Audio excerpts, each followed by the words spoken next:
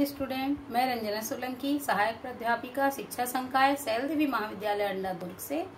मैं BEd second same के अंतर्गत शिक्षा के समाजशास्त्री परिप्रेक्ष्य में सार्वजनिक निजी भागीदारी को आज समझाने जा रही हूँ।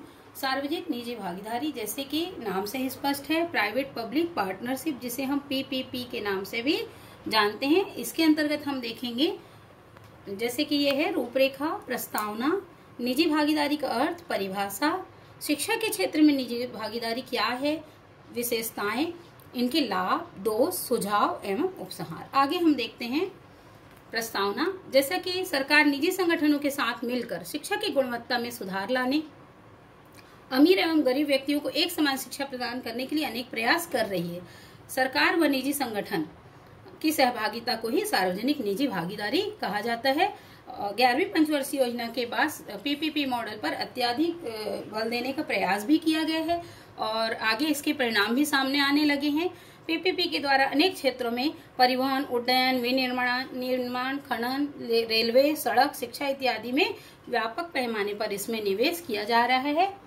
अब हम देखेंगे सार्वजनिक निजी भागीदारी का अर्थ। सार्वजनिक निजी भागीदारी जैसे कि नाम से ही स्पष्ट है, इस अवधारणा में सार्वजनिक एवं निजी भागीदारी जैसे कि नाम से ही स्पष्ट है हो रहा है कि इस अवधारणा में सार्वजनिक और निजी क्षेत्रों के द्वारा संयुक्त रूप से किसी कार्य या परियोजना को संचालित किया जाता है या पूरा किया जाता है। एक उदाहरण के रूप में भी हम इसे समझ सकते हैं कि जैसे सरकार ने किसी निजी संगठन को सड़क एवं पुल बनाने का कार्य सौंप दिया और निजी संगठन स्वयं की लागत के द्वारा सड़क और पुल का निर्माण किया और उक्त निर्माण के बाद निजी संगठन उस सड़क और पुल में से गुजरने वाले यात्रियों और वाहनों को सरकार द्वारा नियमित समय तक टोल टैक्स लिया जाता है। जब यह अवधि समाप्त हो जाती है तब यह सड़क एवं पुल सरकार की हो जाती है। यही है सार्वजनिक निजी भागीदारी। आगे हम इसकी परिभाषा भी देख सकते हैं। टेलर 2003 के अनुसार सार्वजनिक एवं निजी भागीदारी को सरकार और निजी सेवा प्रदाता के मध्य एक प्रकार की अनुबंध या संविदा के रूप में परिभाषित किया जा सकता है, जो विशिष्ट सेवा के रूप में परिभाषित मात्रा एवं गुणवत्ता की प्राप्ति के रूप में स्वीकृत मूल्य पर निर्धारित अवधि के लिए होते हैं। अर्थात यहाँ पे भी एक अनुबंध संविदा के रूप में हम समझ सकते हैं सार्वजनिक निजी भागीदारी को। आगे हम देखेंगे शिक्षा के क्षेत्र में सार्वजनिक निजी भागीदारी। शिक्षा के में सार्वजनिक निजी भागीदारी प्राचीन काल से ही विद्यमान है। प्राचीन काल में गुरुकुल परंपरा थी और जिसमें राजा और राज्य के द्वारा गुरुकुलों को आर्थिक रूप से सहायता प्रदान की जाती थी। गुरुओं को गुरुकुल संचालित करने की स्वतंत्रता होती थी। यह सार्वजनिक एवं निजी सहभागिता का एक उदाहरण है। और शिक्षा में भी पीपीपी का प्रयोग करते हुए विभिन्न सरकारी विद्यालयों का संचालन कुछ नियमित शर्तों और निजी संगठनों को प्रदान किया जा रहा है। सरकार द्वारा निजी संगठनों को आर्थिक सहायता भी प्रदान की जा रही है। आगे हम देखेंगे शिक्षा में सार्वजनिक निजी भागीदारी की विशेषताएं।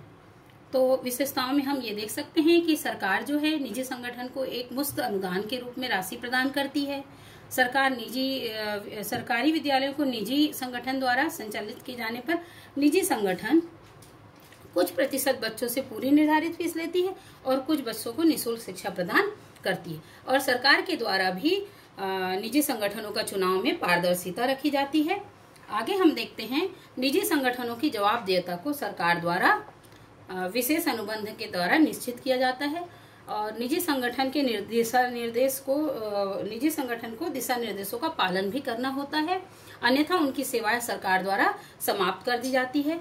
और सरकार की कुछ विशेष सेवाओं हेतु निजी संगठनों का भी हम सहयोग प्राप्त कर सकते हैं, जैसे कि अभी वर्तमान में मध्याह्न भोजन स्कीम का संचालन अक्षय पात्र फाउंडेशन के माध्यम से किया जा रहा है।